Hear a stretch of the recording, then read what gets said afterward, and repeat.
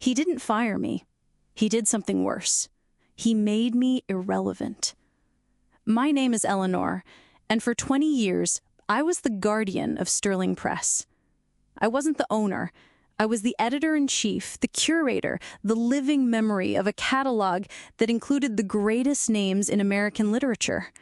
The founder himself, the great poet Julian Sterling, was my mentor. He taught me that editing wasn't a business. It was a priesthood. Protecting the integrity of a work, the exact comma, the cover that honored the content, that was my world. Until Marcus arrived. Marcus didn't come from the world of books. He came from the world of spreadsheets, of futures markets, an aggressive executive hired by the board to maximize asset potential. He looked at our shelf of classics not as a cultural treasure, but as underutilized intellectual property. The humiliation didn't come with a termination letter, but with a slow public assassination. At the first planning meeting, I presented my project for a commemorative reissue of Julian Sterling's complete works with a new foreword and a critical study. Marcus listened with a condescending smile. "Eleanor, that's adorable," he said, the word adorable sounding like an insult. "But where's the synergy? Where's the transmedia potential? It's 2024. Nobody reads dusty old tomes anymore. The future is audio series, TikTok content, literary NFTs." He canceled my project in front of the entire editorial team. The following week, he cut my department's budget by 70%, reallocating the funds to a new digital innovation hub with kids who spoke of gamifying the reading experience. I began to be excluded from strategic meetings.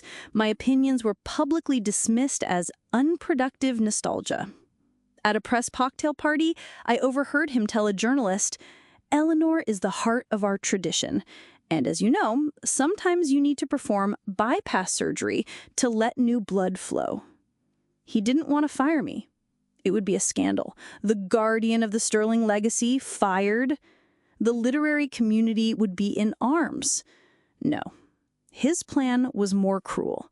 He wanted to hollow me out, to humiliate me, to turn me into a powerless, decorative figure until frustration forced me to quit. He wanted me to sign my own letter of surrender. And for a while, it almost worked. I felt like a ghost in the hallways I had helped build. But what Marcus didn't understand about ghosts is that they see everything. And in the loneliness of my new irrelevant office, with all the time in the world, I started paying attention. I started putting together the pieces of his true, monstrous plan. My new office was a small room at the end of the hall next to the dead archives, a gilded exile. No projects, no meetings, no responsibilities. Marcus thought I would spend my days in there humiliated, browsing job sites until I finally gave up. He underestimated my loyalty to the Sterling legacy, and he underestimated my curiosity. With all the time in the world, I began to do what I do best: research. I started noticing Marcus's secret meetings with intellectual property lawyers and executives in expensive suits who were definitely not from the publishing world. Using my old credentials, which no one had remembered to revoke, I delved into the servers. What I found was worse than I had imagined. It wasn't about modernizing, it was about cannibalizing. Marcus was secretly negotiating the sale of Sterling Press's most valuable asset, the lifetime copyrights to the complete works of Julian Sterling, the founder, the greatest poet of our country. And the buyer wasn't a respectable publisher. It was Omni Content Global, a media conglomerate known for buying up cultural catalogs and turning them into low-quality, mass-market products. I found the contract drafts. I found Omni Content's PowerPoint presentations. Their plans were a nightmare. They wanted to turn Sterling's most complex poems into T-shirt slogans. They planned to release a TikTok abridged version of his most famous novel. The most grotesque proposal was the creation of an AI, a deepfake of Julian Sterling, to release new unpublished poems and interact with fans on social media. They weren't just going to sell his work, they were going to desecrate his grave, destroy his legacy, and erase the line between art and product. And Marcus, to secure a multi-million-dollar bonus, was about to sign the deal. My secret weapon, then, wasn't an object or a clause. It was the truth. It was the devastating information I now possessed. And more importantly, it was my decades-long relationship with the one person who could stop it, Julian Sterling's granddaughter, Dr. Lucia Sterling, a serious historian and the fierce protector of her grandfather's estate. Lucia and I had a pact, not of business, but of soul. She trusted me, and only me, to watch over her grandfather's work. Marcus, in his arrogance, had never even tried to speak with her. He was negotiating behind the family's back, using contractual loopholes he believed gave him the right to do so. Marcus's plan would culminate in a major announcement at the National Book Fair. He would present the global partnership as the future of the publishing house. But now I had the power to turn his coronation into an execution. The question was no longer if I should act. The question was, what would be the most devastating moment to detonate the bomb? The stage is set for a battle for the soul of American literature. If you, like me, are ready to see an empire of arrogance crumble, take a moment and subscribe to the channel. The National Book Fair will never be the same. With the digital dossier in hand, the first thing I did wasn't to call a lawyer. It was to get on a plane to Boston.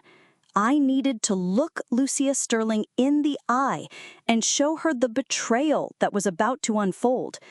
I arranged to meet her in the library of her Cambridge home, a sanctuary surrounded by first editions and manuscripts of her grandfather. The air smelled of old paper and integrity. I slid my tablet across the mahogany table and, without a word, showed her the files. Marcus's emails, Omni-Content's proposals, the plans for the NFTs and the TikTok version. Lucia's face, normally serene and academic, hardened into a mask of icy fury. She read every word, her knuckles turning white as she gripped the tablet. The deep fake? They want to turn my grandfather into a digital puppet? She whispered, her voice filled with disgust and disbelief.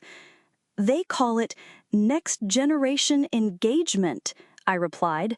Marcus calls it monetizing dormant assets. I call it treason, she said, raising her eyes to meet mine, and in them I saw not just anger, but a steel-like determination. He will not succeed, Eleanor, not while I'm alive. That afternoon we formed our alliance. This wouldn't be my battle, but ours, a battle for the legacy of Julian Sterling and for the soul of the publishing house that bore his name. The plan was simple and devastating. Lucia, as the head of the estate, had the power to trigger moral rights clauses in the contract that could paralyze any negotiation. But we needed the right moment. The public exposure had to be maximal to ensure Marcus couldn't wriggle out of it with legal maneuvers. We secretly hired one of the most respected cultural journalists in the country, a man known for his integrity and investigative reporting. We gave him the complete dossier under embargo to be published at the exact moment of Marcus's announcement at the book fair. Meanwhile, Lucia prepared her own weapon, an official video statement to be sent to all major press outlets and social media platforms, announcing the family's break with the publisher if the profane partnership was confirmed. Marcus continued on in his world of spreadsheets and profit projections, completely oblivious to the storm that was gathering. He would see me every day in my office in exile, a pathetic smile on his face, thinking I was a toothless, defeated lioness. He didn't know that from the shadows, I was orchestrating the end of his reign. The National Book Fair would be the stage, and we would be the directors of the final act. The National Book Fair in New York City was buzzing with energy. Authors, readers, editors, all circulating through the Javits Center. The Sterling Press booth was the largest of all, a cold, modern monument of black panels and LED screens, a perfect reflection of Marcus's vision. There was no warmth, no featured books, just QR codes and slogans about the future of content. I was there, not as editor-in-chief, but as a common visitor, a ghost observing my own funeral. Marcus, in his expensive suit, was the king of the event. He gave interviews, laughed with executives, posed for photos. He saw me from a distance once. He shot me a look that was a mixture of pity and triumph, the look of someone who believes he's already won the war. I just gave a slight nod, keeping my expression neutral, the calm of a predator waiting for the right moment. The tension, for me, didn't come from fear, but from anticipation. My phone vibrated discreetly in my pocket. A text from the journalist. I'm in the front row. The article is ready to go live with one click. Minutes later, a text from Lucia. The video is uploaded to all platforms, awaiting your signal.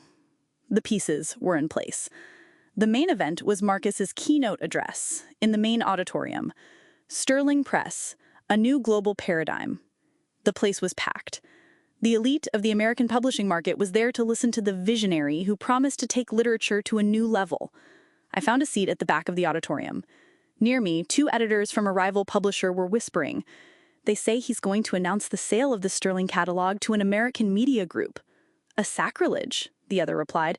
But what can the family do? The contract is old. They didn't know. Nobody knew. I watched Marcus take the stage to a round of applause. He radiated self-confidence. He adjusted the microphone, looked out at the audience, and smiled his $1,000,000 smile. Friends, colleagues, lovers of the written word, today we are not here to talk about the past, about the dust on the shelves. We are here to celebrate the future. A future where our greatest cultural legacy will not be trapped in libraries, but will become a global, accessible, dynamic phenomenon. He was warming up, setting the stage to announce the sale, to sell the Betrayal as an innovation. From my seat in the back, I took out my phone. I sent 2 one-word texts. To the journalist, now. To Lucia, now. I put the phone back in my pocket and leaned back in my chair. The chaos wouldn't come from me. I wouldn't have to say a word. It would come from the cell phones that, in seconds, would begin to light up all over the auditorium, like fireflies in a dark night. The storm was about to begin. The storm is about to begin on the biggest literary stage in the country.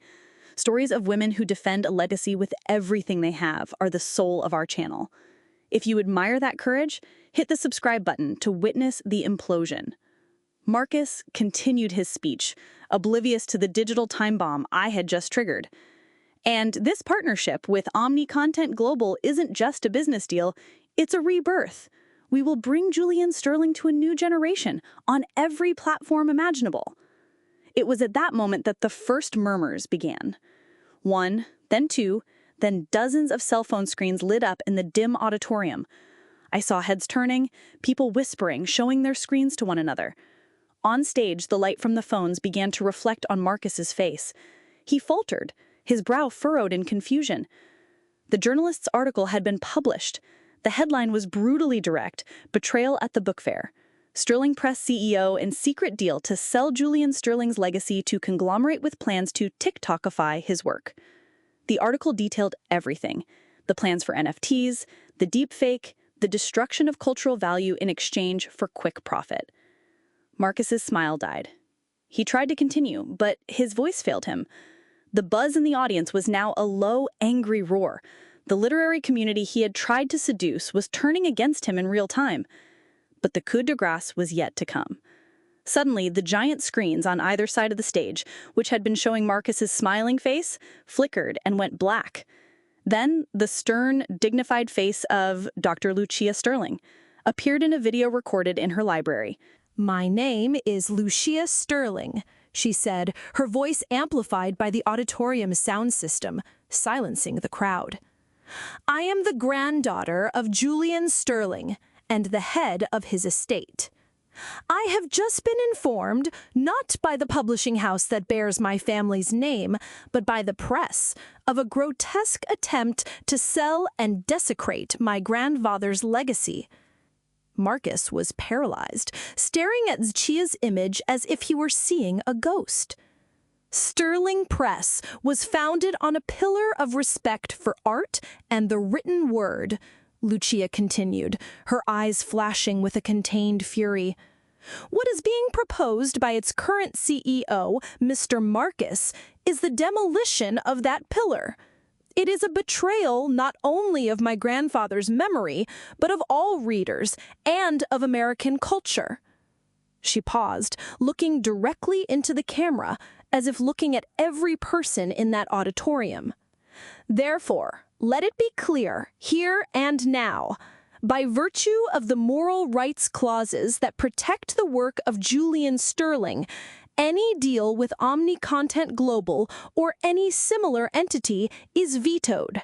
And more importantly, as of this moment, the Sterling family is terminating its decades-long contract with the publisher. The estate of Julian Sterling will be seeking a new home, one that honors his legacy instead of auctioning it off." The screens went dark. The silence in the auditorium was absolute, heavy, deadly. Marcus was ashen-faced, the microphone forgotten in his hand. He opened his mouth, but no sound came out.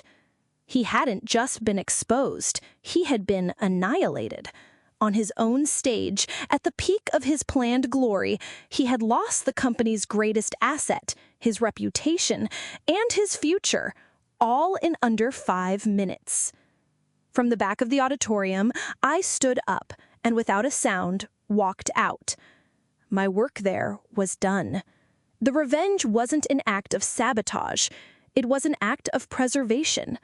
To save the soul of the publishing house, I had to rip out its diseased heart in front of everyone. The book fair implosion, as it came to be known, was the biggest scandal in the history of American publishing. It was more than news. It became a national debate on culture versus commerce, legacy versus profit. Marcus wasn't just fired. He was summarily dismissed, escorted out of the event by security, becoming a pariah, an anecdote about corporate arrogance. No serious company would ever hire him again. He didn't just lose his job, he lost his name. Sterling Press, without its founder's work, its main asset, plunged into a deep crisis.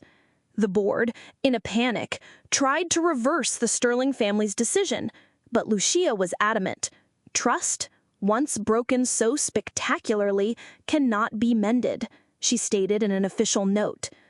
The publishing house was on the brink of bankruptcy, a giant ship without its rudder and without its engine. My former colleagues, those who remained, called me. Some were angry, blaming me for the crisis that threatened their jobs. Others, with quiet admiration, understood that I had done what had to be done. I didn't feel triumphant. I felt the weight of a radical surgery. Sometimes, to save the patient, you have to amputate a limb. I had amputated the financial heart of the publisher to save its soul. It was a brutal choice, and I spent the following weeks in my apartment, surrounded by books, reflecting on the consequences. I had won, but at what cost? The publishing house I loved, the legacy I had sworn to protect, was in ruins. The victory felt bitter, lonely. I didn't want to be the hero who destroyed her own kingdom to save it. That's when the phone rang. It was the chairman of the board at Sterling, the same man who had hired Marcus. His voice was humble, defeated. "Eleanor," he said, "we were wrong. Terribly wrong. We put a wolf in charge of the sheep, and he almost devoured the entire flock. You were the only one with the courage to stand up to him, even if it meant burning down the pasture." He paused.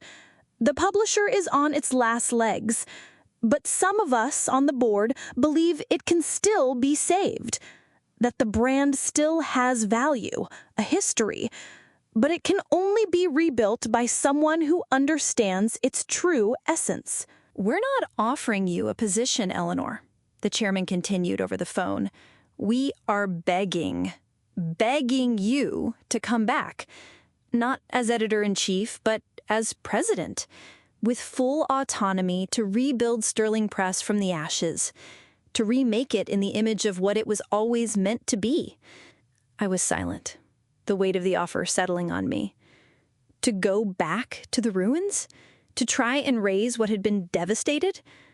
"And the Sterling family?" I asked, the only question that mattered. "That's their condition," he replied, and I could hear the surprise in his own voice. "Lucia Sterling approached us. She said that if you, and only you, take the helm, she is willing to negotiate a new contract, a partnership agreement, to bring her grandfather's work back to the house he founded."